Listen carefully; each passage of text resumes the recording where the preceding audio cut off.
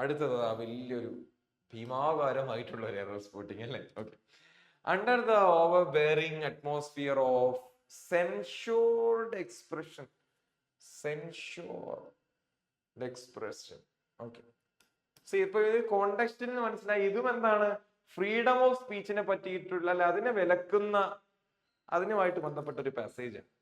അപ്പൊ ഇവിടെ എക്സ്പ്രഷൻ എന്ന് പറയുന്നത് നമുക്കറിയാം എന്താണ്? ഫ്രീഡം ഓഫ് എക്സ്പ്രഷൻ, അഭിപ്രായ സ്വാതന്ത്ര്യത്തെയാണ്. അപ്പൊ അഭിപ്രായ സ്വാതന്ത്ര്യത്തെ സെൻഷ്വർ ചെയ്യാൻ, സെൻഷ്വർ എന്ന വാക്കിന്റെ അർത്ഥം സെൻഷ്വർ ചെയ്യാന്ന് പറഞ്ഞാൽ ക്രിട്ടിസൈസ് ചെയ്യാന്നുള്ളത്. അപ്പൊ അതല്ല അവിടെ വരേണ്ടത്. അഭിപ്രായ സ്വാതന്ത്ര്യത്തെ എന്താ ചെയ്യുന്നത്? സെൻസർ ചെയ്യാണ് ചെയ്യുന്നത്. അപ്പൊ എന്ത് വരും? സെൻസേർഡ് എന്നാണ് വരിക. അപ്പൊ അത് മനസ്സിലായി വിചാരിക്കേണ്ടത്. Under the overbearing atmosphere of censored expression, സത്യങ്ങളും ഐഡിയാസും that must be reckoned. Reckoned means considered എന്ന് ചിന്തിക്കുക കേട്ടോ. കൺസിഡേർഡ്, റെക്കൺഡ് എന്ന് പറഞ്ഞാൽ എന്താണ്? Considered for a functioning democracy is stifled. Stifled means suppressed. Stifled അർത്ഥം എന്താണ്? സപ്രസ്ഡ്. ഞാൻ ഈ ഫോണ്ടിന്റെ വണ്ണം കുറയ്ക്കാം കേട്ടോ, എഴുതുമ്പോൾ കിട്ടുന്നില്ല. ഓക്കെ. സപ്രസ്ഡ് എന്നാണ്. സ്റ്റൈഫിൾഡ്. സ്റ്റൈഫിൾ ചെയ്യാന്ന് പറഞ്ഞാൽ സപ്രസ് ചെയ്യുക, അടിച്ചമർത്തുക. സഫോക്കേറ്റ് ചെയ്യാന്നൊരു അർത്ഥം കൂടിയുണ്ട്, ശ്വാസം മുട്ടിപ്പിക്കുക കേട്ടോ. യെസ്. അപ്പം ഒരു ഡെമോക്രസി ഭയങ്കര വൈറ്റഡ് ആയി ഫങ്ഷനിങ് ആയി മുൻപോട്ട് പോകേണ്ടത് അനിവാര്യമായിട്ടുള്ള ട്രൂത്ത്സ് ആൻഡ് ഐഡിയാസ് സപ്രസ് ചെയ്യപ്പെടുകയാണെന്നാണ് പറയുന്നത്. അപ്പം നിങ്ങൾ നോക്കിയേ, ഇതിന്റെ സബ്ജക്ട് എന്ന് പറയുന്നത് ആക്ച്വലി ട്രൂത്ത്സ് ആൻഡ് ഐഡിയാസ്. ഇപ്പൊ രണ്ടെണ്ണം ഉള്ളത് കൊണ്ട് തന്നെ ഇത് പ്ലൂരലാണ്. അത് സപ്രസ് ചെയ്യപ്പെടണം എന്ന് പറയുമ്പോൾ ബേസിക്കലി ഇത് നിങ്ങൾ ഇതൊന്നും നോക്കേണ്ട ആവശ്യമില്ല. നിങ്ങൾ ഇത് നോക്കിയേ, ട്രൂത്ത്സ് ആൻഡ് ഐഡിയാസ് സ്റ്റൈഫിൾഡ് എന്ന് പറയുമ്പോൾ ഈസ് അല്ല, അവിടെ എന്ത് വരണം?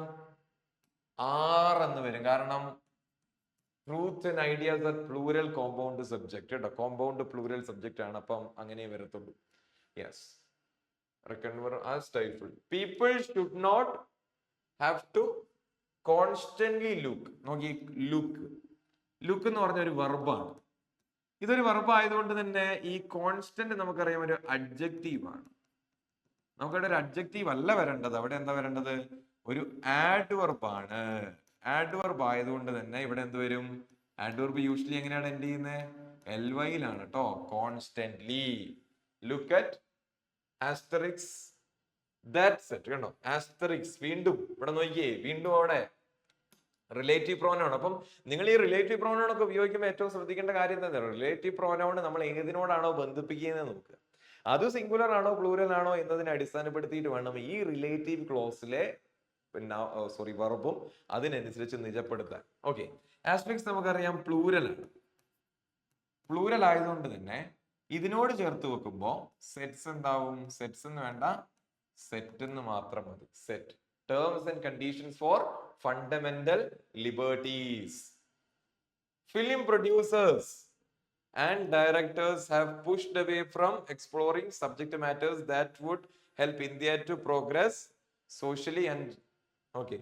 അപ്പം സാമൂഹികപരമായിട്ട് ഇന്ത്യ പുരോഗമിക്കാൻ പാകത്തിനുള്ള സബ്ജക്ട് മാറ്റേഴ്സ് എക്സ്പ്ലോർ ചെയ്യുന്നതിൽ നിന്ന് ഈ ഫ്രീഡം ഓഫ് എക്സ്പ്രഷൻ കേർവ് ചെയ്യുന്നതിന്റെ, സെൻസർ ചെയ്യുന്നതിന്റെ ഭാഗമായിട്ട് ഈ ഫിലിം പ്രൊഡ്യൂസേഴ്സും ഡയറക്ടേഴ്സും എന്താണ്? മാറ്റപ്പെടുകയാണ്. അപ്പം ഹാവ് പുഷ്ഡ് എന്നല്ല ഇവിടെ വരിക. ഇവിടെ എന്ത് വരും? മാറ്റപ്പെട്ടു എന്ന്. അപ്പൊ ഇത് നമുക്കറിയാം subject plus have plus V3. Present perfect ആണ്. Present perfect active ആണെന്ത്?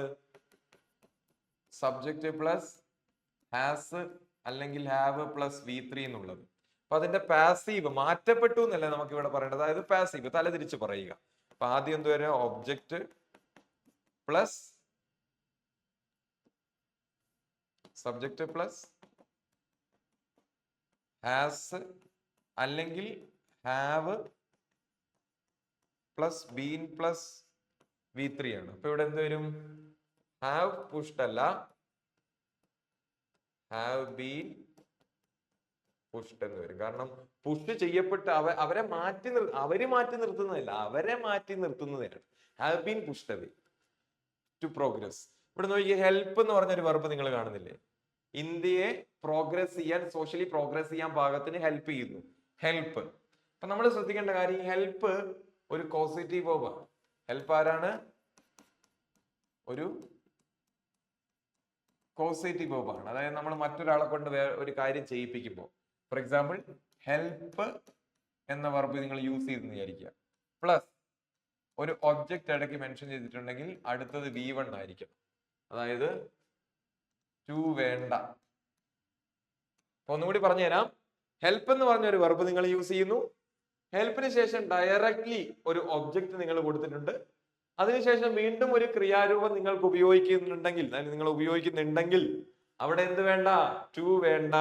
അപ്പം ഹെൽപ്പ് ഉണ്ട്, ഇന്ത്യയാണ് ഒബ്ജക്റ്റ്, ശേഷം ഉപയോഗിച്ചിരിക്കുന്ന വെർബിന്റെ കൂടെ എന്തുണ്ട്? ടു ഉണ്ട്. അതങ്ങ് കട്ട് ചെയ്യുക, ടു വേണ്ട കേട്ടോ. And journalists have been dealing with first information reports for carrying their professional duty. അവരുടെ പ്രൊഫഷണൽ ഡ്യൂട്ടി അവർ എടുത്തോണ്ട് പോവാണോ ചെയ്യാം? അല്ല, ചെയ്യുക എന്നാണ്. ടു ഡു എന്നാണ് വേണ്ടത് അല്ലെ? ടു ഡു എന്ന അർത്ഥത്തില് ക്യാരിയിങ് അല്ല, ഫോർ ക്യാരിയിങ് ഔട്ട് എന്നാണ് പറയേണ്ടത്. അതാണ് കറക്റ്റ് ഫ്രേസൽ വെർബ്. ഇതൊരു ഫ്രേസൽ വെർബാണ്. ഇതിന്റെ അർത്ഥം എന്താ?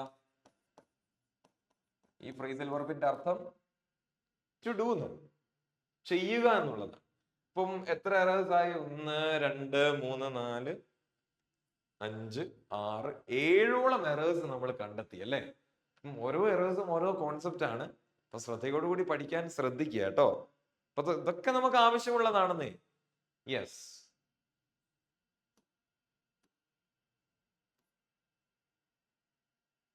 Okay, yes. Despite the challenges. ഞാൻ പറഞ്ഞു ഡെസ്പൈറ്റ് എന്തിനാണ് യൂസ് ചെയ്യുന്നത്? നോട്ട് അഫക്റ്റഡ് ബൈ എന്നാണ്. It's a preposition. എന്നിരുന്നാലും നല്ല ഇങ്ങനെയൊക്കെ ആണെങ്കിലും മറ്റൊരു കാര്യം സംഭവിച്ചു. ഡെസ്പൈറ്റ് ദ ചാലഞ്ചസ്, ചാലഞ്ചസിനിടയിലും the project completed on time. On time എന്ന് പറഞ്ഞാൽ exactly at the same time എന്നാണ് കേട്ടോ. ആൻഡ് അണ്ടർ ബഡ്ജറ്റ്, അതായത് കൂടുതൽ ചെലവൊന്നും ആയില്ല, ഏതാണോ നിശ്ചയിക്കപ്പെട്ട ബഡ്ജറ്റ് അതിനടുത്തുണ്ട്. Which surprised many stakeholders. അപ്പം ഈ ഒരു പ്രോജക്റ്റ് കറക്റ്റ് സമയത്തും കൃത്യ ബഡ്ജറ്റിലും തീർന്നതിന് ഈ ഒരു കാര്യമില്ലേ, ഈ ഒരു കാര്യം ആരെ സർപ്രൈസ് ചെയ്യുന്നതാണ് പറയുന്നത്? ഒരുപാട് സ്റ്റേക്ക് ഹോൾഡേഴ്സിനെ അത് അത്ഭുതത്തിലാക്കി എന്നാണ് പറയുന്നത്. അവരൊരിക്കലും പ്രതീക്ഷിച്ചിരുന്നില്ല ഇങ്ങനെ ഇത്ര സമയത്തും എന്താണ് പറയുക, ഇത്ര ബഡ്ജറ്റിനുള്ളിലും ഈ ഒരു പ്രോജക്റ്റ് തീരുമെന്ന്. പ്രോജക്റ്റ് തീരുക, പ്രോജക്റ്റ് സ്വയം ചെയ്ത് തീർത്ത് സ്വയം തീരുന്നതാണ്, സ്വയം കംപ്ലീറ്റ് ചെയ്യുന്നതാണോ? അല്ല. ഈ പ്രോജക്റ്റ് എന്ന് പറയുന്നത് മറ്റാരെങ്കിലും ഒക്കെ കംപ്ലീറ്റ് ചെയ്യുന്നതാണ്. അതായത് പ്രോജക്റ്റ് കംപ്ലീറ്റ് ചെയ്യുക എന്ന് പറയരുത്. പ്രോജക്റ്റ് ആക്ച്വലി എന്താണ്? കംപ്ലീറ്റ് ചെയ്യപ്പെടുകയാണ് ചെയ്യുന്നത്. അപ്പൊ നമ്മൾ ആക്റ്റീവിലാണോ പറയേണ്ടത്? അല്ല, പാസീവ്. നിങ്ങൾക്ക് അതിന്റെ കാര്യം മനസ്സിലായി എന്ന് വിചാരിക്കുകയാണേ. പ്രോജക്റ്റ് സ്വന്തമായിട്ട് ഇങ്ങനെ എഴുതി പൂർത്തിയായിട്ട് അവിടെ ഇരിക്കത്തില്ലല്ലോ, ആരെങ്കിലും ഒക്കെ പൂർത്തിയാക്കുന്നതല്ലേ. അപ്പൊ പ്രോജക്റ്റ് പൂർത്തിയാക്കി എന്ന് പറയുന്നതിനേക്കാൾ നല്ല എന്താണ്? പ്രോജക്റ്റ് പൂർത്തിയാക്കപ്പെട്ടു എന്ന് പറയുന്നത്. അപ്പം ഇത് നമുക്കറിയാം, subject plus V2 simple past ആണ്. ഈ സിമ്പിൾ പാസ്റ്റിന്റെ ഇനി നമുക്ക് ഫോണ്ടിന്റെ കുറച്ച് വലിപ്പം കൂട്ടാം കേട്ടോ. സിമ്പിൾ പാസ്റ്റിന്റെ പാസീവ് ഫോം എന്ന് പറയുന്നത്, പൂർത്തിയാക്കപ്പെട്ടു എന്ന് പറയുമ്പം സബ്ജക്റ്റ് പ്ലസ് വാസ് അല്ലെങ്കിൽ വേറെ പ്ലസ് V3 ആണ്. ഇങ്ങനെയാണ് വരിക പൂർത്തിയാക്കപ്പെട്ടു എന്ന് പറയുമ്പോൾ. ഇവിടെ സബ്ജക്റ്റ് പ്രോജക്റ്റ് ആണ്. പ്രോജക്റ്റ് സിംഗുലർ ആയതുകൊണ്ട് തന്നെ ഇവിടെ വാസ് ചേർത്തിട്ട് വാസ് കംപ്ലീറ്റഡ് എന്ന് പറയുന്നതാണ് കുറച്ചും കൂടി കേട്ടോ. Was complete, the project was completed on time and under budget which surprised many stakeholders. Okay, yes.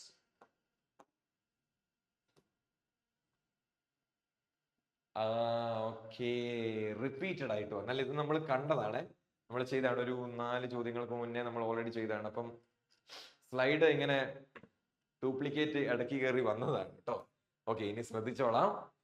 Neither the customers nor the staff was aware of the new policy changes till the announcement was officially made. അപ്പം officially അത് announce ചെയ്യുന്നത് വരെ ഈ പറഞ്ഞ കസ്റ്റമേഴ്സോ സ്റ്റാഫോ ആരും തന്നെ ഈ പുതിയ പോളിസി ചേഞ്ചസിനെ പറ്റി അറിഞ്ഞിരുന്നില്ല.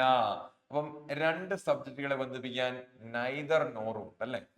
അപ്പൊ ഈ നൈദർ നോർ എന്ന് പറയുന്നത് എന്താണ്? ഇതൊരു കൊറലേറ്റീവ് പെയർ ആണ്. അതായത് ഒരു കരയിൽ ഈ നൈദർ ഉണ്ടെങ്കിൽ തൊട്ടപ്പുറത്തെ കരയിൽ ആരുണ്ടാവണം? Neither nor. അതിന്റെ അർത്ഥം എന്താ? കൊറലേറ്റീവ് പെയർ ആണ്, പെയർ ആയിട്ട് തന്നെ യൂസ് ചെയ്യണം. നോട്ട് ദിസ് നോട്ട് ദാറ്റ്, അതും ഇല്ല ഇതും ഇല്ല എന്നാണ്. ഇപ്പൊ ഇവിടെ 2 പേരും അറിഞ്ഞില്ലല്ലോ. അതുകൊണ്ട് രണ്ട് നെഗറ്റീവ് കാര്യമായതുകൊണ്ട് നൈദർ നോർ യൂസ് ചെയ്തു. അങ്ങനെ നൈദർ നോർ യൂസ് ചെയ്യുമ്പോ അതിലെ വെർബ് എന്ന് പറയുന്നത് വെർബ്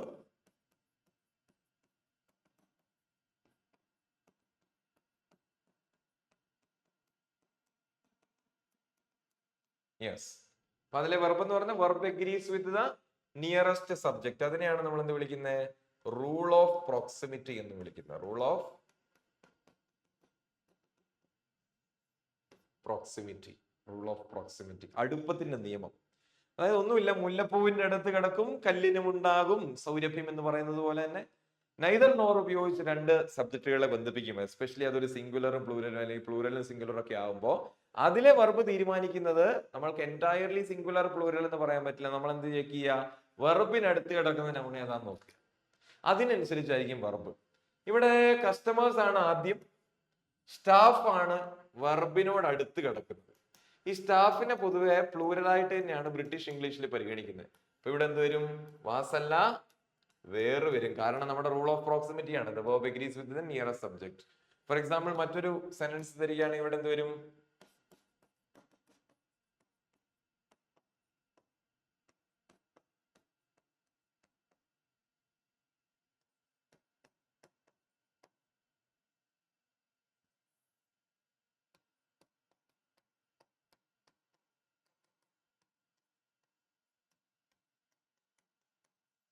ടീച്ചറും കുട്ടികളും സന്തോഷവാന്മാരല്ല. Neither the teacher nor. ഉണ്ടോ? നൈദർ ഉണ്ട്, നോർ ഉണ്ട്. Subject A, subject B. Verb എങ്ങനെ തരും? ഈസ് ആണോ ആറാണോ വരിക? അപ്പൊ ഇത് നോക്കുക, verb agrees with the nearest subject. ഇവിടെ വെർബിനോട് അടുത്ത് കിടക്കുന്നത് സ്റ്റുഡൻസ്. സ്റ്റുഡൻസ് ആരാ? പ്ലൂരൽ അല്ലെ? പ്ലൂരൽ ആയതുകൊണ്ട് ഇവിടെ ഈസ് വരില്ല, ഇവിടെ ആറാണ് വരിക കേട്ടോ. ഓ, രണ്ടും സ്റ്റുഡൻസ് എന്നാണോ ഞാൻ എഴുതിയത്? ഓക്കെ, ഇവിടെ ടീച്ചർ എന്ന് കൊടുക്കുക. അങ്ങനെയാണെങ്കിൽ ഇവിടെ teacher. Okay, neither the teacher nor. ഞാൻ അതാണ് എഴുതാൻ ഉദ്ദേശിച്ചത് കേട്ടോ, എഴുതി വന്നപ്പോ മാറിപ്പോയതാണ്. Okay, neither the teacher nor the students is അല്ല, ആർ ഹാപ്പി. കാരണം സ്റ്റുഡൻസ് ആണ് എടുത്തിരിക്കുന്നത്. Okay, yes. ഇനി due to the delay in approvals the project was postponed and will likely to start late in next quarter which disappointed the investors. അപ്പം കുറച്ച് delay, അപ്രൂവലിന് കുറച്ച് delay ഒക്കെ വന്നു. അതുകൊണ്ട് ഈ പ്രോജക്റ്റ് എന്താണ്? പോസ്റ്റ്പോൺ ചെയ്യപ്പെട്ടു എന്നാണ്. നമ്മൾ അതിന് മറ്റൊരു വാക്കും കൂടി പറയാറുണ്ട്, പുട്ട് ഓഫ് എന്നും പറയാറ്. പുട്ട് ഓഫ്, മാറ്റി വെക്കപ്പെട്ടു. അപ്പൊ അത് മാറ്റി വെക്കപ്പെട്ടു. പിന്നെ എപ്പോഴാ തുടങ്ങാൻ സാധ്യത? അടുത്ത ക്വാർട്ടറിൽ തുടങ്ങാൻ വേണ്ടിയിട്ടാണ് സാധ്യത. അപ്പൊ സാധ്യതയെ കുറിക്കുന്ന വാക്കാണ് എന്ത്? ലൈക്ലി എന്ന് പറയുന്നത്. ലൈക്ലി മീൻസ് പോസിബിലിറ്റി കാണിക്കാനുണ്ട് കേട്ടോ. പക്ഷെ ഇവിടെ പ്രശ്നം അതല്ല, ഇവിടെ വില്ലുണ്ട്. വില്ലിന് ശേഷം നമ്മൾ രണ്ടാമതൊരു വെർബ് യൂസ് ചെയ്യുന്നുണ്ടെങ്കിൽ അതിന്റെ കൂടെ എന്ത് വേണ്ട? ടു വേണ്ട. അപ്പൊ എന്ത് വരും? കറക്റ്റ് ഉത്തരം എന്ന് പറയുന്നത് വിൽ ലൈക്ലി സ്റ്റാർട്ട് എന്നാണ്.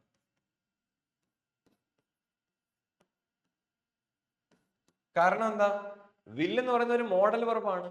ഒരു മോഡൽ വെർബിന് ശേഷം അതിപ്പോ കുഡ് ആയിക്കോട്ടെ, ഷുഡ് ആയിക്കോട്ടെ, മസ്റ്റ് ആയിക്കോട്ടെ, വില്ലായിക്കോട്ടെ, വുഡ് ആയിക്കോട്ടെ, ഏതും ആയിക്കോട്ടെ, ഒരു മോഡൽ വെർബിന് ശേഷം നമ്മൾ രണ്ടാമത് ഉപയോഗിക്കുന്ന ക്രിയയുടെ കൂടെ എന്ത് വേണ്ട? ടു വേണ്ട.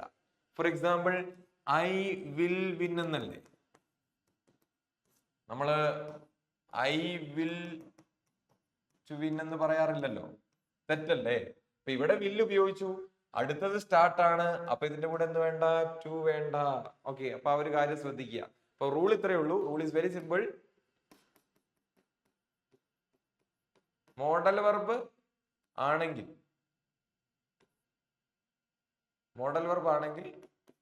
പ്ലസ് V1 വിത്തൗട്ട് ടു ആണ്. വിത്തൗട്ട് ടു ആണെന്ന് മനസ്സിലാക്കുക. Okay, yes.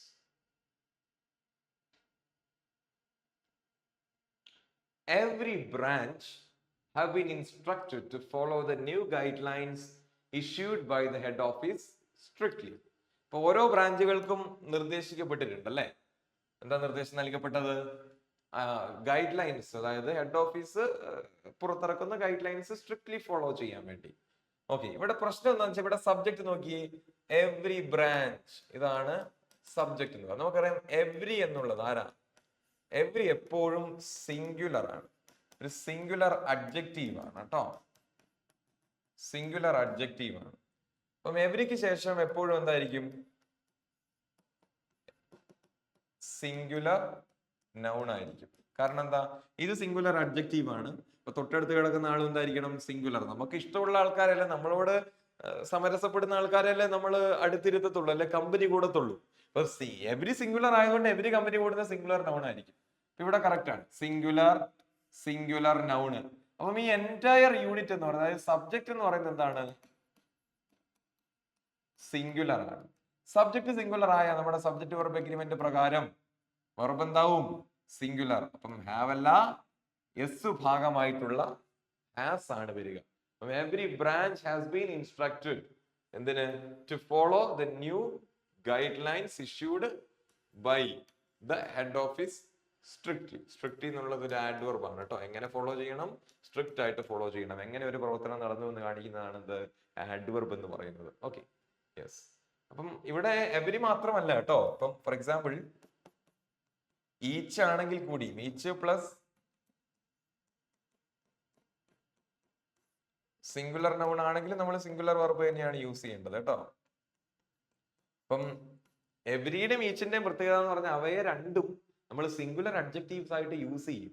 അങ്ങനെ യൂസ് ചെയ്യുമ്പോൾ അടുത്തിരിക്കുന്ന ആള് സിംഗുലർ ആയിരിക്കും, ഈ ഒരു എൻറ്റയർ യൂണിറ്റ് സിംഗുലർ ആയിരിക്കും, ഉപയോഗിക്കുന്ന വെർബ് എന്തായിരിക്കണം? സിംഗുലർ ആയിരിക്കണം. ഈസി ആയിട്ട് പഠിച്ചു വെക്കാം കേട്ടോ. Customers and clients has raised concerns regarding the new banking charges. അപ്പം ബാങ്ക് പുതിയതായിട്ട് ഒരു ബാങ്കിങ് ചാർജസ് ഒക്കെ ഇംപ്ലിമെന്റ് ചെയ്തു ലാസ്റ്റ് ക്വാർട്ടറിൽ. അപ്പം അതെന്താണ്? അതിനെപ്പറ്റി ഒരുപാട് പ്രശ്നങ്ങൾ ഈ കസ്റ്റമേഴ്സും ക്ലയൻസും, ഇപ്പൊ രണ്ടുപേരുണ്ട്, കസ്റ്റമേഴ്സ് ഉണ്ട്, എ ഉണ്ട്, പ്ലസ് ക്ലയൻസ് ഉണ്ട്. അപ്പം എയും ബിയും ഉണ്ട്. അപ്പൊ നമ്മൾ ഇതിനെ എന്താ വിളിക്കുന്നത് അറിയോ? Compound plural subject. So when two things are joined by and come as the subject of a sentence, it is treated as plural. അതിന്റെ പേരെന്താ? Compound plural subject. ഇത് കോമ്പൗണ്ട് പ്ലൂരൽ സബ്ജക്ട് ആയതുകൊണ്ട് തന്നെ സബ്ജക്ട് വെർബ് എഗ്രിമെന്റ് പ്രകാരം ഇവിടെ ഹാസിനെ കൊണ്ടിടുന്നത് ഏറ്റവും വലിയൊരു തെറ്റല്ലേ? അവിടെ എന്ത് വേണം? ഹാവ് വേണം. കണ്ടോ? ഹാവ് റേസ്ഡ് എന്നാണ് വരിക കേട്ടോ. Have raised concerns. ഓക്കെ, നമ്മൾ ഈ ടോം ആൻഡ് ജെറി എന്നൊക്കെ പറയാറില്ലേ? Tom and Jerry is friends എന്നാണോ? അല്ല, ആർ ഫ്രണ്ട്സ് എന്നാണ്. അവിടെയും ഈ നിയമം തന്നെയാണ് കേട്ടോ.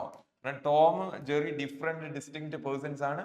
A and B both joined by and. അപ്പൊ എന്താണ്? കോമ്പൗണ്ട് പ്ലൂരൽ സബ്ജക്റ്റ് ആണ്, CPS, കോമ്പൗണ്ട് പ്ലൂരൽ സബ്ജക്ട്. അപ്പൊ ഇവിടെ എന്ത് വന്നു? ആർ വന്നു. ഇപ്പൊ ഇവിടെ ഈസ് ഒന്നും ഉപയോഗിക്കാൻ പറ്റില്ല. ഓക്കെ, അപ്പൊ ആ നിയമപ്രകാരമാണ്. യെസ്, ശ്രദ്ധിക്കുക. യെസ്, ഓക്കെ, ഇതും റിപ്പീറ്റഡ് ആയിട്ട് വന്നതാണ് കേട്ടോ. Yes, the bank's decision to invest heavily in technology has helped it to promote overall efficiency and customer satisfaction. അപ്പൊ ടെക്നോളജിയിൽ കൂടുതലായിട്ട് ഇൻവെസ്റ്റ് ചെയ്യാനുള്ള ബാങ്കിന്റെ തീരുമാനം അതെന്തൊക്കെ ഇമ്പ്രൂവ് ചെയ്തെന്ന് പറഞ്ഞാൽ മൊത്തത്തിലുള്ള എഫിഷ്യൻസി ഇമ്പ്രൂവ് ചെയ്തു, അതുപോലെ കസ്റ്റമർ സാറ്റിസ്ഫാക്ഷൻ, ഉപഭോക്താക്കളുടെ ആ ഒരു സംതൃപ്തി കൂട്ടാനും സഹായിച്ചു എന്നാണ് പറഞ്ഞത്. ദ ബാങ്ക്സ് ഡിസിഷൻ, ഇപ്പം ഡിസിഷൻ നോക്കുക, സിംഗുലർ ആണ് അല്ലെ? സിംഗുലർ ആണ്. To invest heavily in technology. ഇപ്പൊ ഡിസിഷൻ നേരെ എഗ്രി ചെയ്യേണ്ടത് ഹാസ് ആണ്. അപ്പൊ ഇവിടെ സിംഗുലർ ആണ്. അപ്പൊ സബ്ജക്ട് വെർബ് എഗ്രിമെന്റ് ഒന്നും പ്രശ്നമില്ല. പക്ഷെ ഇവിടെ നോക്കിക്കേ, രണ്ടാമത്തെ ലൈൻ എങ്ങനെ തുടങ്ങുന്നത്? ഹെൽപ്ഡ്. ഞാൻ പറഞ്ഞു ഹെൽപ്പ് ആരാണ്? കോസേറ്റീവ് വെർബായിട്ട് യൂസ് ചെയ്യുമ്പോ ഹെൽപ്പ് പ്ലസ് ഒബ്ജക്റ്റ് അല്ലെങ്കിൽ ഒരു നൗണോ അല്ലെങ്കിൽ പ്രോനൗണോ മെൻഷൻ ചെയ്തിട്ടുണ്ടെങ്കിൽ തൊട്ടപ്പുറത്ത് ഉപയോഗിക്കുന്നത് V1 ആയിരിക്കണം. ഇത് വേണ്ട, ടു പാടില്ല. ഫോർ എക്സാമ്പിൾ,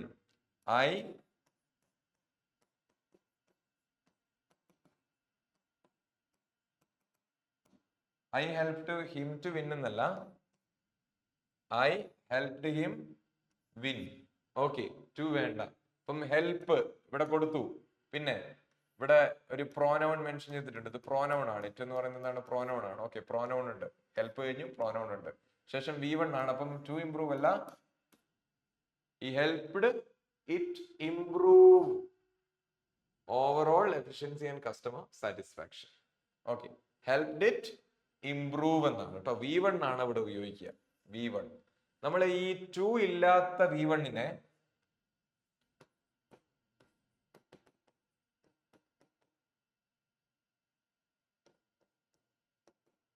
ഇദ്ദേഹത്തെ നമ്മൾ ഗ്രാമറിൽ വിളിക്കുക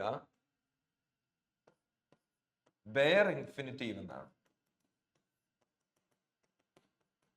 അതായത് അതിനകത്ത് മനസ്സിലാക്കാൻ വലിയൊരു കാര്യമൊന്നുമില്ല. 2 + V1, 2 ഉൾപ്പെട്ട V1നെ നമ്മൾ ഇൻഫിനിറ്റീവ് എന്ന് വിളിക്കും. നമ്മൾ ചെരുപ്പില്ലാതെ നടന്നു പോകുന്നതിന് ബെയർ ഫൂട്ടായിട്ട് നടന്നു പോകാന്നല്ലേ പറയുന്നത്. അതുപോലെ തന്നെ 2 ഇല്ലാത്ത V1നെ എന്ത് വിളിക്കും? ബെയർ ഇൻഫിനിറ്റീവ് എന്ന് വിളിക്കും. അപ്പൊ നമ്മൾ സിമ്പിൾ ആയിട്ട് പറയുകയാണെങ്കിൽ ഹെൽപ്പിന് ശേഷം ഒബ്ജക്റ്റ് മെൻഷൻ ചെയ്തിട്ടുണ്ടെങ്കിൽ തൊട്ടപ്പുറത്തെ വെർബ് ബെയർ ഇൻഫിനിറ്റീവ് ആയിരിക്കണം. അതായത് 2 പാടില്ല. കണ്ടോ, ഇത്ര സുന്ദരമായിട്ട് നമുക്ക് പഠിച്ചു പോകാം അല്ലേ? യെസ്. അപ്പൊ ആ ഒരു കാര്യം ഒന്ന് പ്രത്യേകം ശ്രദ്ധിക്കണേ. പലപ്പോഴും പല ആൾക്കാരും തെറ്റ് വരുത്തുന്നതാണ്. നോക്കൂ, each of the applicants were required to submit all relevant documents by Friday. നമ്മൾ ഈ by Friday, by plus day or date ഒക്കെ ഡെഡ് കാണിക്കാൻ പൊതുവെ യൂസ് ചെയ്യുന്നതാണ് കേട്ടോ. ഡെഡ് ലൈൻ കാണിക്കാൻ. Okay, yes. നോക്കൂ, ഈച്ച് ഓഫ് നമുക്കറിയാം. ഈച്ച് ഓഫ് എന്ന് പറഞ്ഞാൽ every single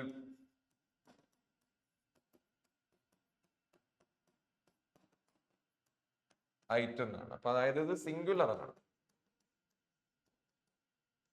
each of singular ആയെങ്കിൽ തന്നെ അവിടെ വരുന്ന വെർബ് എന്തായിരിക്കും? വേറല്ല, വാസ് ആണ്. എസ് ഉൾപ്പെട്ട ക്രിയാരൂപങ്ങളാണല്ലോ സിംഗുലർ. അപ്പൊ അതിന്റെ റൂൾ ഇത്രയേ ഉള്ളൂ. Each of plus plural noun ഇങ്ങനെയാണ് വന്നിട്ടുള്ളതെങ്കിൽ ഈച്ച് ഓഫ് ഉണ്ട്. പ്ലൂരൽ നൗൺ ഏതാ? ആപ്ലിക്കൻസ്, അപേക്ഷിച്ച ആൾക്കാർ അല്ലെ? ആപ്ലിക്കൻസ്, ആപ്ലിക്കന്റ് എന്നല്ല, ആപ്ലിക്കൻസ്. അപ്പൊ അതെന്തായിരിക്കണം? Singular verb. അപ്പൊ അങ്ങനെ തന്നെ വന്നോണ്ട് നമുക്ക് ഇങ്ങനെ ഡയറക്റ്റ്ലി യൂസ് ചെയ്യാം. അപ്പൊ നിങ്ങൾ ഇത്രമാത്രം എന്നെ വിശ്വസിച്ചുകൊണ്ട് ചെയ്തോളൂ. ഞാനൊരു ഉറപ്പ് തരികയാണ്. ഈച്ച് ഓഫിൽ ഒരു സെന്റൻസ് ബിഗിൻ ചെയ്യുന്നുണ്ടെങ്കിൽ മൈ ഡിയർ വൺസ്, അതിന്റെ വെർബ് എന്ന് പറയുന്നത് എപ്പോഴും എന്തായിരിക്കും? സിംഗുലർ ആയിരിക്കും. Okay, yes. ഓക്കെ, വീണ്ടും കുറച്ച് വലിപ്പമുള്ള, എന്നാൽ നേരത്തേതിനേക്കാൾ സ്വല്പം ചെറുതായ ഒരു പാസേജ് ആണ്. In expanding powers to poly. ഇവിടെയും ഓഫ് മാൻ, ഇതും എന്താണ്? നമ്മുടെ റൈറ്റ് ടു എക്സ്പ്രസ് അല്ലെ? റൈറ്റ് ടു എക്സ്പ്രസ്, ആ ഒരു എന്താണ് പറയുന്നത്, നമ്മുടെ ഫ്രീഡം ഓഫ് എക്സ്പ്രഷൻ അല്ലെ? ഓക്കെ, അഭിപ്രായ സ്വാതന്ത്ര്യത്തെ കർട്ടയിൽ ചെയ്യുന്ന അതിനുമായിട്ട് ബന്ധപ്പെട്ട ഒരു പാസേജ് ആണ്. See, there are always unpleasant consequences, effects, results in expanding powers to police. ഇവിടെ പോലീസ് എന്ന് പറഞ്ഞാൽ കാക്കിയിട്ട ആൾക്കാരെന്നല്ല. പോലീസ് ചെയ്യാന്ന് പറഞ്ഞാൽ, പോലീസ് എന്ന് പറഞ്ഞാൽ ഒരു വെർബാണ്. ഇതൊരു വെർബാണ്. Verb, police as a verb എന്ന് പറഞ്ഞാൽ ടു മോണിറ്റർ എന്നാണ് അതിന്റെ അർത്ഥം. ടു മോണിറ്റർ, നിയന്ത്രിക്കുക. ഓക്കെ, കോൺസിക്വൻസസ് ഇൻ എന്നല്ല, കോൺസിക്വൻസസ് ഓഫ് ആൻ ആക്ഷൻ എന്നാണ് പറയാം. അപ്പൊ ഇന്നതിന്റെ കോൺസിക്വൻസ് എന്നല്ലേ. അപ്പം ഇന്റെ ഉടെ എന്നൊക്കെ കാണിക്കാൻ ഓഫ് അല്ല ഉപയോഗിക്കുക. ഇന്നെവിടെ ഉപയോഗിക്കില്ല, ഇന്നെവിടെ ഉപയോഗിക്കേണ്ട ആവശ്യമില്ല. Okay, of. Expanding powers to police speech partisans, അതായത് തൽപര കക്ഷികൾ. That means supporters. Supporters wield their powers. നോക്ക്, ഇത് സപ്പോർട്ടേഴ്സ് എന്നാണ് അല്ലെ? ഈ സപ്പോർട്ടേഴ്സിനെ സൂചിപ്പിക്കുന്ന പദമല്ലേ ഇത്? അപ്പം ദേർ എന്ന് പറഞ്ഞ എന്താണ്? ദേർ എന്താണ്? ഇവിടെ എഴുതാം. ദേർ എന്ന് പറഞ്ഞ അവിടെ എന്നാണ്. അതൊരു ആഡ്വർബാണ്. അവരുടെ എന്ന് കാണിക്കുമ്പോ എന്താണ്? ഈ ദേർ ആണ് അവരുടെ എന്ന് കാണിക്കേണ്ടത് അല്ലേ? Yes, their. അപ്പം ഇവിടെ ദയർ അല്ല, ദയർ. ഓക്കെ, ഈ വീൽഡ് ചെയ്യാന്ന് പറഞ്ഞ യൂസ് ചെയ്യാന്നാണ് കേട്ടോ. Use, wield, use. Powers to ferocious monitor. നമുക്കറിയാം മോണിറ്റർ എന്നുള്ള എന്താണ്? വെർബാണ്. പോലീസ് ചെയ്യാന്ന് പറഞ്ഞ പോലെ തന്നെ മോണിറ്റർ ഒരു വെർബാണ്. മോണിറ്റർ ഒരു വെർബ് ആയതുകൊണ്ട് തന്നെ നമുക്കറിയാം ഈ ഫെറോഷ്യസ് മീൻസ് അഡ്ജക്റ്റീവ് ആണ്. പാടില്ല. ഒരിക്കലും ഒരു വെർബിന് മുന്നേ അഡ്ജക്റ്റീവ് ഉപയോഗിക്കില്ല. പകരം വെർബിനോട് ഒന്നിച്ചു പോകുന്നത്, വെർബിനെ വിശേഷിപ്പിക്കുന്നത് ആഡ് വെർബാണ്. അതായത് ക്രിയാവിശേഷണങ്ങളാണ്. അഡ്ജക്റ്റീവ് എന്ന് പറഞ്ഞാൽ നാമവിശേഷണം, ആഡ് വെർബ് എന്ന് പറഞ്ഞാൽ ക്രിയാവിശേഷണം. അപ്പം ഫെറോഷ്യസ് എന്നല്ല, നമുക്കറിയാം most of the adverbs end in ly ലാണ് അവസാനിക്കുന്നത്. അപ്പൊ ഇവിടെ ഒരു ly ഇട്ട് കൊടുത്താൽ ഇതെന്തായി? ഫെറോഷ്യസ്ലി ആഡ്വർബായി. ഫെറോഷ്യസ്ലിയുടെ അർത്ഥം വിത്ത് ഇന്റൻസിറ്റി എന്നാണ് കേട്ടോ. വിത്ത് ഇന്റൻസിറ്റി, തീവ്രതയോട് എന്നാണ്. ഫെറോഷ്യസ്ലി, റൂഡ്ലി എന്നൊരു അർത്ഥം കൂടി ഉണ്ട്. പക്ഷെ ഇവിടെ ഏറ്റവും കൂടുതൽ യോജ്യമായിട്ടുള്ള അർത്ഥം എന്ന് പറഞ്ഞാൽ ഫെറോഷ്യസ്ലി മീൻസ് അത് വിത്ത് ഇന്റൻസിറ്റി എന്ന് പറയുന്നത്. What is or what is not appropriate. Instrumentalising agencies of the state to suppress art and political speech, they do not. ഇത് കംപ്ലീറ്റ് ആണ്. they do not like എന്ന് കൂടി ചേർക്കുമ്പോഴാണ് ഇത് ഇവിടുത്തെ മീനിങ് കറക്റ്റ് ആകുന്നത്. കേവലം ഡിനോട്ട് എന്ന് മാത്രം പറഞ്ഞിട്ടില്ല. എന്ത് ഡു നോട്ട്?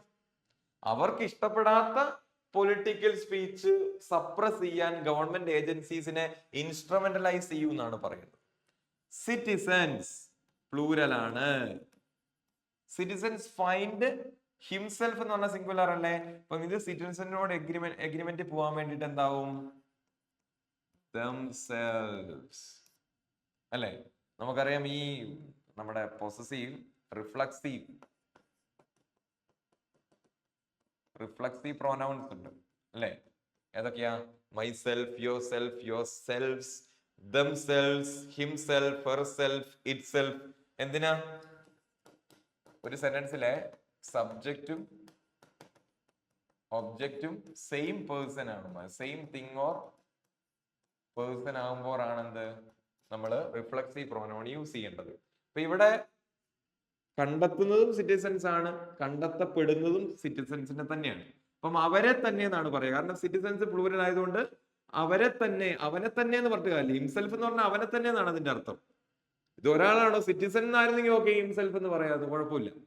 സിറ്റിസൺസ് പ്ലൂരൽ ആയതുകൊണ്ട് themselves ഉപയോഗിക്കണം. Constantly looking at their shoulder. Looking at അല്ല, ലുക്കിംഗ് ഓവർ എന്നാണ് വരിക കേട്ടോ. Looking over. To look over എന്ന് പറഞ്ഞാല് അതൊരു ഫ്രേസൽ വെർബാണ്. ലുക്ക് ഓവർ വൺസ് ഷോൾഡേഴ്സ് എന്ന് പറഞ്ഞാൽ ടു വറി എന്നാണ്. അതായത് ഇങ്ങനെയൊക്കെ ഇങ്ങനെ ഈ നമ്മുടെ ഗവൺമെന്റ് ഏജൻസീസിന് ഇങ്ങനെ ഇൻസ്ട്രുമെന്റലൈസ് ചെയ്ത് ഈ ഫ്രീഡം ഓഫ് എക്സ്പ്രഷനെ തച്ചുടയ്ക്കാൻ നോക്കിയിട്ടുണ്ടെങ്കിൽ, എന്താണ് പറയാ, അതിനെ കൂച്ചുവിലടാൻ നോക്കിയിട്ടുണ്ടെങ്കിൽ, ഈ ആൾക്കാരെ ഇപ്പം ഒന്നെങ്കിലും ഒരു കമന്റ് ചെയ്യണമെങ്കിലോ അല്ലെങ്കിൽ അവരെ ഒന്ന് എക്സ്പ്രസ് ചെയ്യണമെങ്കിലോ അവരിങ്ങനെ ഇടം വലം നോക്കും എന്നാണ് പറയുന്നത്. അതായത് ഷോൾഡറിൽ നോക്കൂ. ദാറ്റ് മീൻസ് വറി ചെയ്യുന്നു. അയ്യോ എന്നെ പിടിച്ച് ജയിലിലിടുവോ, ഇങ്ങനെ ഇത്രയും നിയന്ത്രണങ്ങളൊക്കെ ഉണ്ട്, അപ്പൊ ഞാനിത് പറഞ്ഞാൽ ശരിയാകുമോ, എന്നെ എക്സ്പ്രസ് ചെയ്യുന്നതുകൊണ്ട് അപ്രോപ്രിയേറ്റ് ആയിരിക്കുമോ എന്ന് പേടിച്ചിട്ടായിരിക്കും അവർ ജീവിക്കുന്നത്. വറി ചെയ്തിട്ടായിരിക്കും ജീവിക്കുന്നത് എന്നാണ് പറയുന്നത് കേട്ടോ.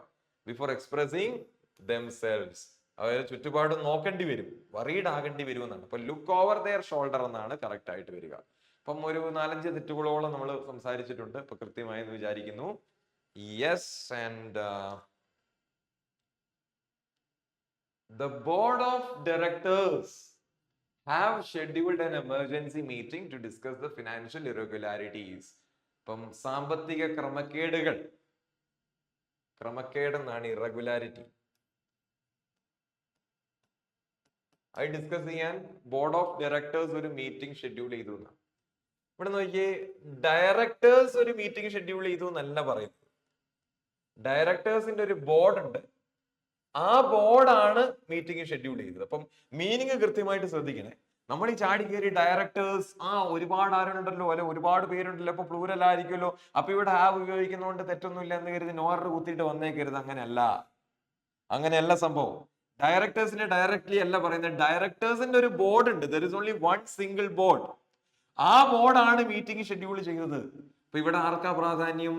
The board. ഒരു ബോർഡല്ലേ ഉള്ളൂ, one unit, that means singular.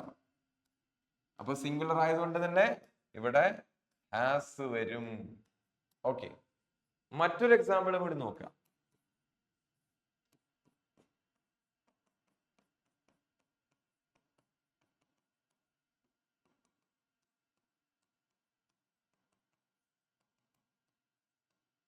A flock of birds are flying. ഇവിടെ നോക്കിയേ, എ ഫ്ലോക്ക് ഓഫ് ബേർഡ്സ്. അപ്പം സ്വാഭാവികമായിട്ടും നമ്മൾ ഇപ്പൊ ഒരു പരീക്ഷയ്ക്ക് ഇങ്ങനെ കണ്ടിട്ടുണ്ടെങ്കിൽ, ഒരു അത്യാവശ്യം ഒരു സാമാന്യ ഇത് മാത്രമുള്ള ഒരാളാണെങ്കിൽ, അണ്ടർസ്റ്റാൻഡിങ് മാത്രമുള്ള ഒരാളാണെങ്കിൽ, ഈ ബേർഡ്സിനെ കണ്ടിട്ട് പക്ഷികൾ, ഒരുപാട് പക്ഷികളുണ്ടല്ലോ, അപ്പം അങ്ങോട്ട് സെലക്ട് ചെയ്യാനുള്ള ഒരു ചാൻസ് ഉണ്ട്, ഒരു ടെൻഡൻസി ഉണ്ടാകാം. പക്ഷെ നോക്കി, അങ്ങനെയല്ല. ബേർഡ്സിനല്ല പ്രാധാന്യം, പക്ഷികളുടെ ഒരു കൂട്ടമാണ് അല്ലെ, ഒരു കൂട്ടം. അത് പറന്നുപോയി എന്നാണ് പറയുന്നത്. There is only one single flock of birds that is flying. അപ്പം അല്ല, ഈസ് ആണ് വരിക. A flock of birds is flying. Okay.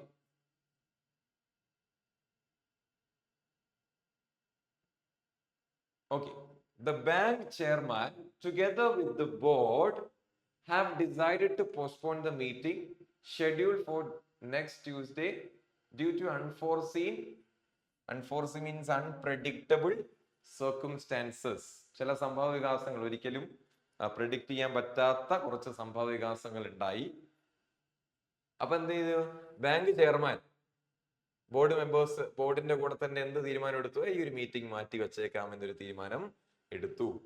നോക്കൂ, ഇപ്പൊ മൊത്തത്തിൽ നോക്കുമ്പോ രണ്ട് സബ്ജക്റ്റ് ഉള്ളത് പോലെ തോന്നും. A chairman and B board. പക്ഷെ ഇവിടെ പ്രശ്നം എന്താന്ന് വെച്ചാല്, ഇതിന്റെ നടുക്കൊരു ഫ്രേസ് കണ്ടോ? Together with. ഈ ഫ്രേസിന് വലിയ ഇമ്പോർട്ടൻസ് ഉണ്ട്. അപ്പൊ നമ്മൾ തുടക്കത്തിൽ വിചാരിക്കുമ്പോൾ ചെയർമാനും ഉണ്ട്, ബോർഡും ഉണ്ട്, അപ്പൊ കോമ്പൗണ്ട് പ്ലൂരൽ സബ്ജക്ട് അല്ലേ, പ്ലൂരൽ വെർബായിട്ടുള്ള ഹാവ് അല്ലേ വരിക, നോയറാന്ന് ചിന്തിക്കുന്നുണ്ടെങ്കിൽ my dear ones, you are mistaken. അങ്ങനെയല്ല. ആ നടുക്കുള്ള ടുഗദർ വിത്ത് നോക്കുക. അപ്പൊ അവിടെ നിയമം ഇത്രയേ ഉള്ളൂ. നമ്മള് A B, A noun, A എന്ന് പറഞ്ഞ ഒരു നൗണ്, അതിനെ ഇതേപോലെ ടുഗദർ വിത്ത് അല്ലെങ്കിൽ along with, including,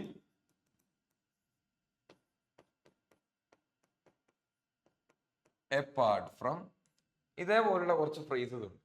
ഇത് വെച്ച് നൗൺ ബിയോട് ബന്ധിപ്പിക്കുന്നതെങ്കിൽ, ഇപ്പൊ ശ്രദ്ധിക്കുക, നൗൺ എയിനെ together with, along with, including, apart from തുടങ്ങിയ ഫ്രേസസ് ഉപയോഗിച്ച് മറ്റൊരു നൗണിനെ ബന്ധിപ്പിക്കുന്നുണ്ടെങ്കിൽ, അത്തരം സെന്റൻസുകളുടെ പ്രത്യേകത എന്ന് പറഞ്ഞാൽ, അത്തരം സെന്റൻസുകളിലെ verb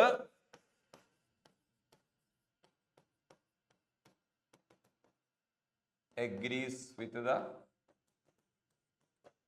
first subject. Verb agrees with the first subject. ഇപ്പൊ രണ്ട് നാമങ്ങളെ together with, along with, including, apart from തുടങ്ങിയ ഫ്രേസസ് ഉപയോഗിച്ച് ബന്ധിപ്പിച്ചിട്ടുണ്ടെങ്കിൽ, അങ്ങനെയാണ് സബ്ജക്റ്റിന്റെ സ്ഥാനത്ത് വന്നിട്ടുള്ളതെങ്കിൽ, നമ്മള് ഇപ്പുറത്തുള്ള ആൾക്കാരെ പരിഗണിക്കുകയേ വേണ്ട. ആരാണ്? തുടക്കത്തിലെ ഫസ്റ്റ് നൗൺ ഏതാണോ, ഫസ്റ്റ് സബ്ജക്ട് ഏതാണോ അതിനെ മാത്രം. അപ്പൊ ചെയർമാൻ അല്ലേ, ചെയർമാൻ എന്നത് സിംഗുലർ ആണ്, ഒറ്റ വ്യക്തിയല്ലേ ഉള്ളൂ. സിംഗുലർ ആയതുകൊണ്ട് തന്നെ ഇവിടെ എന്ത് വരും? വരില്ല, ഹാസ്. ഓക്കെ, അപ്പം ഇതിനെ നമ്മൾ ഒരു അഡീഷണൽ ഇൻഫോ ആണ്, ഇതിനെ സബ്ജക്റ്റ് ആയിട്ടൊന്നും നമ്മൾ പരിഗണിച്ചിട്ടില്ല. This is just an additional information. Okay, together with the board എന്ന് പറയുന്നത്. അപ്പം ഈ ഒരു നിയമം ഒന്ന് ശ്രദ്ധിക്കുക കേട്ടോ. Yes. So due to the lack of coordination between departments, the project experienced significant delays which affected its overall success. അപ്പം ഒരുപാട് ലാക്ക് ഓഫ് കോർഡിനേഷൻ ഉണ്ടായിരുന്നു. ഇത് വിവിധങ്ങളായിട്ടുള്ള ഡിപ്പാർട്ട്മെന്റ്സ്. ഡിപ്പാർട്ട്മെന്റ്സ് എന്ന് പറയുമ്പോൾ ഒരു ഡെഫിനറ്റ് നമ്പർ അവിടെ കൊടുത്തിട്ടില്ല അല്ലെ. മേ ബി അതെപ്പോഴും എന്തായിരിക്കും? മോർ ദാൻ 2 ആയിരിക്കും. മോർ ദാൻ 2 ഉണ്ടെങ്കിൽ അവിടെ ബിറ്റ്വീൻ അല്ല, ബിറ്റ്വീൻ അല്ല, അവിടെ എന്താണ്? എമങ് ആണ് വരിക, എമങ്. അപ്പൊ അതിന്റെ നിയമം ഇത്രയേ ഉള്ളൂ. ബിറ്റ്വീൻ എപ്പോഴാണ് യൂസ് ചെയ്യുന്നേ?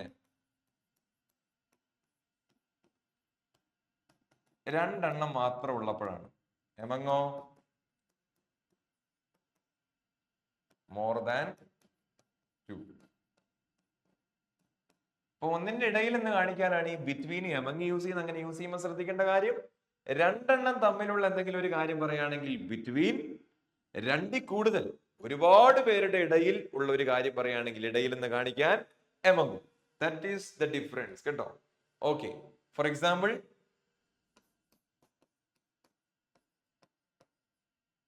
Arun and Arunima.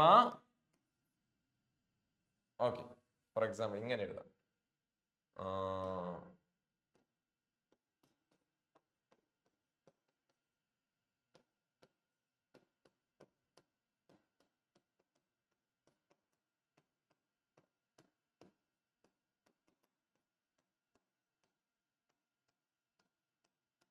So there is agreement between Raju and Radha. ഇങ്ങനെയൊക്കെ എഴുതിയാൽ നിങ്ങൾ വിചാരിക്കും അല്ലെ, 2 persons അല്ലെ, 2 വ്യക്തികളല്ലേ രാജയും രാധ, അവരുടെ ഇടയിൽ കാണിക്കും ബിറ്റ്വീൻ. ഇനിയിപ്പോ ഇവിടെ മൂന്നാമത് മറ്റൊരാളും കൂടി ഉണ്ടായിരുന്നെങ്കിൽ, ചുത്കിയോ മറ്റോ ആരെങ്കിലും ഒക്കെ ഉണ്ടായിരുന്നെങ്കിൽ എന്താണ് കൂടുതൽ ആൾക്കാരായത്. ഇപ്പൊ രാജു രാധയും നമ്മുടെ ചോട്ടാ ഭീമിലെ ആൾക്കാരല്ലേ, ഞാൻ അങ്ങനെ വിചാരിച്ചുകൊണ്ടാണ് ചുത്കി എന്ന് പറഞ്ഞത്. ഓക്കെ, യെസ്, സംഭവം മാറിപ്പോയി അല്ലെ. ഓക്കെ, അപ്പൊ നമ്മൾ ഇത്രയും ചിന്തിക്കുക, രണ്ടെണ്ണം ഉള്ളപ്പോ ബിറ്റ്വീൻ, അല്ലാത്തപ്പം എല്ലാവരുടെ ഇടയിൽ നിന്ന് കാണിക്കാം എമംഗ് കേട്ടോ. Okay, yes, audit phone that.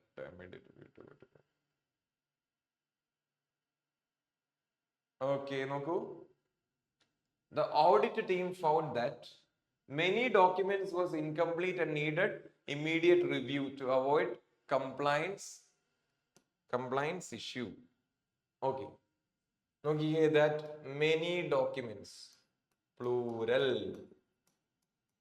ഇപ്പൊ പ്ലൂരലിന്റെ കൂടെ വരുന്ന നൗൺ എന്തായിരിക്കണം? വാസല്ല വേറെ.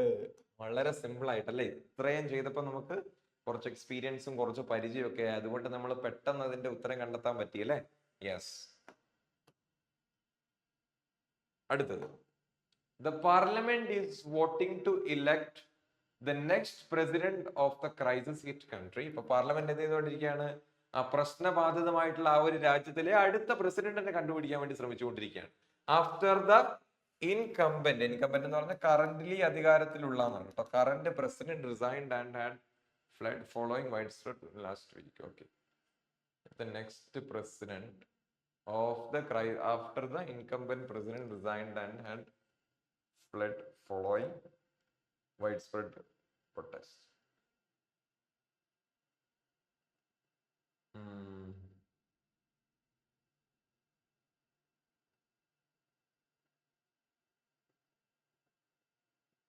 ഓക്കെ, ഇവിടെ നോ എറർ ആണ് കേട്ടോ. ഇവിടെ മറ്റു പ്രശ്നങ്ങളൊന്നും കാണുന്നൊന്നുമില്ല. നോ എറർ ആണ്. Yes, the parliament is voting to elect the next president of the crisis hit country after the incumbent president resigned and had.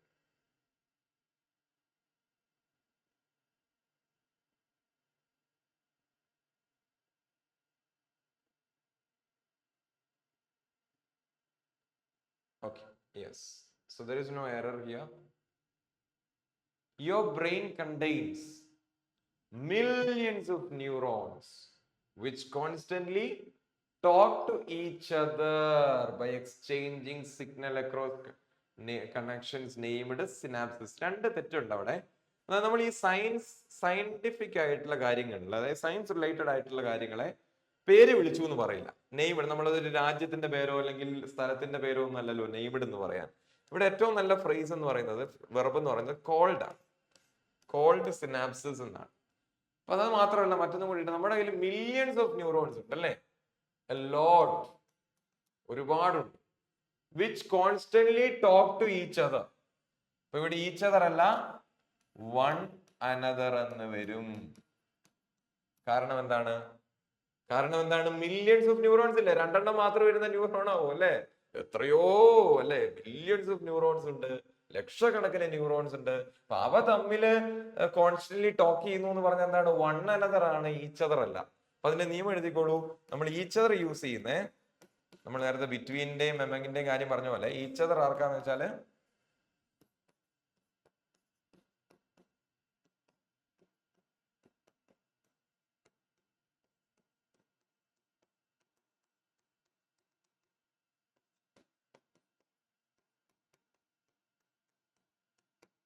രണ്ടാൾക്കാർ തമ്മിലുള്ള പരസ്പര ബന്ധം കാണിക്കുമ്പോഴാണ് ഈച്ച് അതർ യൂസ് ചെയ്യുന്നത്.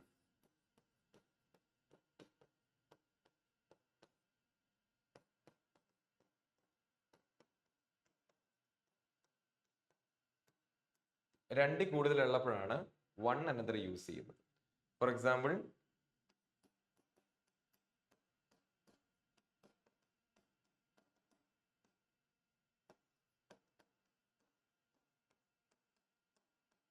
Arun and Arunima loved each. Arun and അതുലിനല്ല, എന്റെ പേരാണല്ലോ. Arun and Arunima സ്നേഹിച്ചു. എങ്ങനെ? പരസ്പരം, each other. Okay, so that's the end of class. അപ്പൊ നിങ്ങൾക്കത് മനസ്സിലായി എന്ന് വിചാരിക്കുകയാണ്.